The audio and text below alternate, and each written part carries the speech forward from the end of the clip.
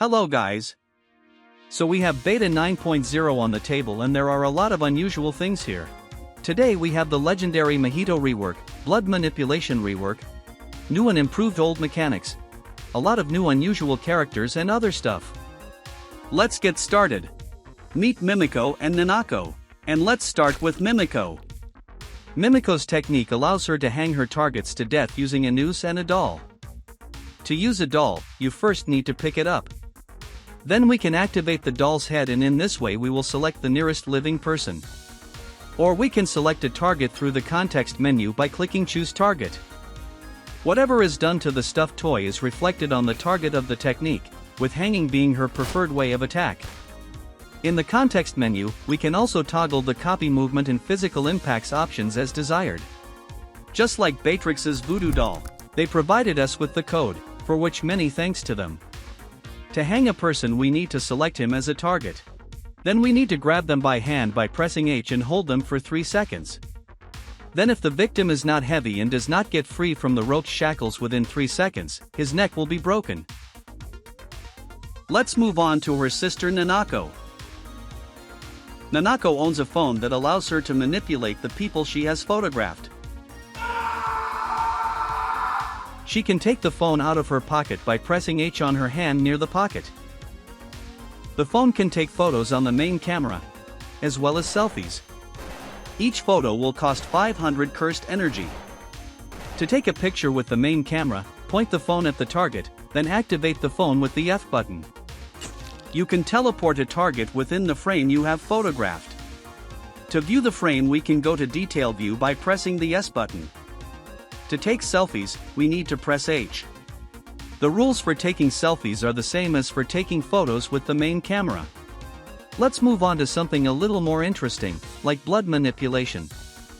We have updated old moves and added new one. Also you can perform moves like Create Blood, Blood Absorb, Blood Orb, with hot buttons. On H button you use Create Blood, on J Blood Absorb, and on K Blood Orb. Also a very important change that will improve the quality of gameplay is that you no longer have to create blood orbs for different kinds of moves. They will be created automatically if there are no orbs available nearby. Blood Supernova. Blast an orb that injures targets around it. You can create a blood orb and explode it, or you can activate your hand and it will be created automatically and then explode after a second. Circle Attack. A fast spinning blood disc, if the limb HP the disc hits is at 0 it will easily cut it. It can also be created fully automatically and launched at the direction of the hand, or it can be converted from a blood orb and launched at the target where the hand is pointing. Piercing Blood. A ray of blood that bursts out of your hand at high speed and deals serious damage where it hits. Slicing Exorcism. An enhanced version of the previous technique, which is centered in the blood orb and its direction cannot be changed, unlike piercing blood. It can be created automatically by hand activation or transformed from blood orb. Let's move on to the new ones. Impale Spikes. When you activate your hand, bloody crystal spikes will quickly grow out of the ground and pierce the target even at medium range. Impale Crystals. A subspecies of the previous technique, but its meaning is a bit different. Instead of damaging the enemy, the massive crystals will throw the target high into the air. Single long-range attack, blood and energy concentrated in a single arrow freely penetrates targets at long range and deals serious damage. Arrow Rain. The name literally speaks for itself, a small area where your hand points will be attacked by a barrage of blood arrows. The arrows have the same properties as the regular arrow attack, but with less damage from a single hit. Blood Slash, a fast melee move that deals medium damage within a small radius of your hand. Blood Tornado. A very powerful and energy-consuming attack. Creates a tornado of blood that sucks everything around it and does a lot of damage. Blood Shield. Fatal to the user of the move technique. Sorcerer blasts his entire body and creates a strong shield from his own blood, which can protect everyone inside the shield from various attacks. Blood Armor. An armor that covers your body in blood, which additionally protects you from various types of damage. It can also be used in conjunction with Cursed Energy Reinforcement. Also, to honor Choso's memory, we wondered what his domain could have been, and we decided to make it based on our own ideas. Bloodbath Domain. It has two forms, completed and uncompleted. The name speaks for itself. In the radius of the domain in the air flying blood vapor that allows you to create automatic attacks from blood floating in the air. By default, the completed version includes only supernova creation attacks, but you can change the domain as you wish in the settings, selecting the desired attacks and the speed of creation attacks. We have added blood packs. They were used by Noritoshi Kumo because he was unable to create blood from his own cursed energy. You can get a blood pack by pressing the H button near the lower body. To explode the pack you can either activate it or just throw it away and it will automatically explode. Speaking of Noritoshi Kumo, we've added another Noritoshi Kumo, but only from a different era. He also has blood manipulation and blood armor techniques. Not straying too far from the topic, Kenjaku has some new stuff. The first is Door Teleport.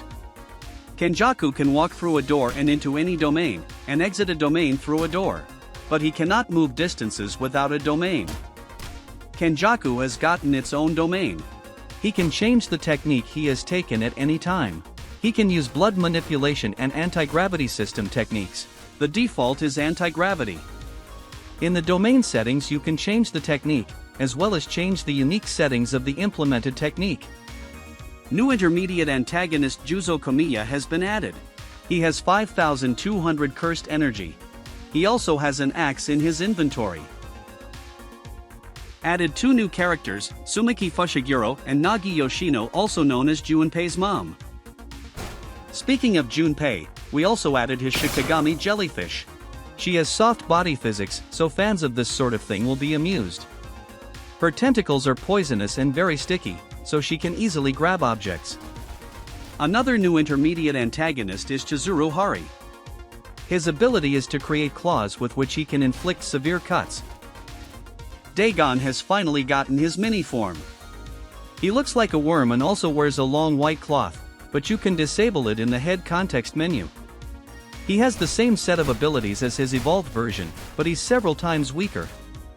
Also, as part of the order, we were asked to add some additions to his domain: beach sunbed, beach umbrella, and a soccer goal that is enabled in the domain settings.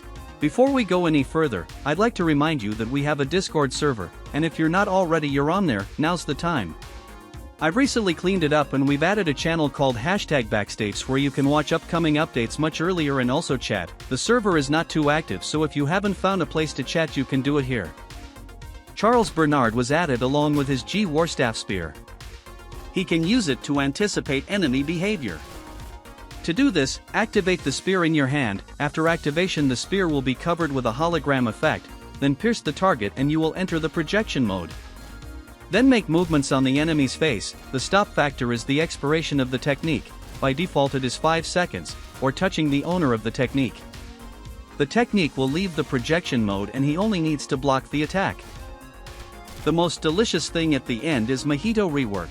Mahito now has 4 types of transfiguration. Body transfiguration, the usual transfiguration of the body by scale. Self-soul transfiguration, allows you to manipulate and change your soul. Hand transfiguration, a subspecies of the previous manipulation, but only for hands. And other soul, manipulates the souls he swallowed before. Passive manipulation, when someone touches his body, it's like he's getting burned.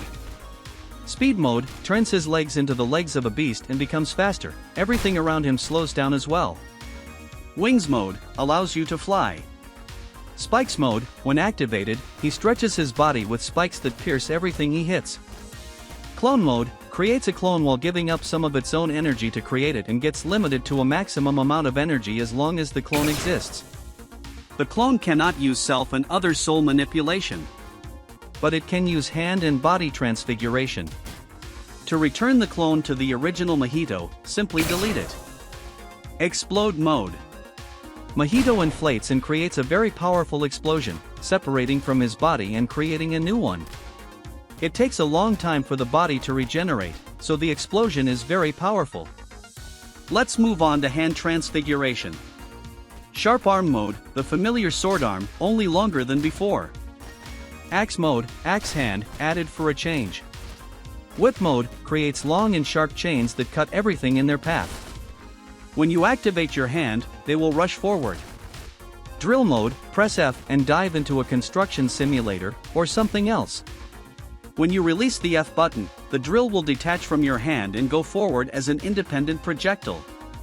Club arm mode, a heavy club, but it's your arm. It's a powerful blow, and when activated it will scatter its particles all over the place that deal damage as it falls. Gun arm mode, laser machine gun. Explosive gun mode, same as gun arm mode, but instead of lasers there are funny little souls that explode. And the last type of transfiguration is other soul transfiguration. Soul deforming mode, normal touch transfiguration. Soul destruction, transfigures souls for permanent destruction. Limb destruction mode, destroys a limb without transfiguration. Soul reduction mode, absorbs souls for later use. Soul cure mode, when touched, heals all wounds and regrows missing limbs. Small body repel mode, uses multiple souls to create a small and fast worm that will find a nearby target and explode on hit. Huge body repel mode, uses many souls to form a giant worm that will demolish everything in its path. Create disfigure soul, creates a transfigured human from reduced soul. We also made them stronger and more drawn. Create polymorphic soul isomer, same as disfigure soul, we create a creature but from multiple souls at the same time. Create transfigurated hammer, when activated, it will burst. Create transfigurated sword, a sword made from a reduced soul. It will also burst on activation. Souls count is a counter for souls absorbed. You can manually give them out through the menu, and it is directly linked to the inventory in Mahito's mouth. Even though we didn't plan to, we did a visual rework of Mahito's domain. All the moves in the domain remained the same except for reduction. Mahito's done. The last thing I want to talk about today is a small addition. General abilities menu. Here you can select the desired limb and switch abilities and customize them. Now some characters have their own cursed energy color. And ability picker now has 5 items per row instead of 4. Thank you all for watching. The mod is already available on Patreon and Boosty. A little postscriptum on behalf of Dyad. I thought 8.5 was the most difficult release, but I was wrong as always. I've had a huge amount of personal life issues related to medical exams. This shit is going to go on for a while, but let's assume the worst and let's assume it lasts until the summer. I and Iba Glacier have finals ahead of us, hopefully we'll survive. Thank you for continuing to support us even though hasn't had a release in a long time, which is probably the only reason I'm still alive.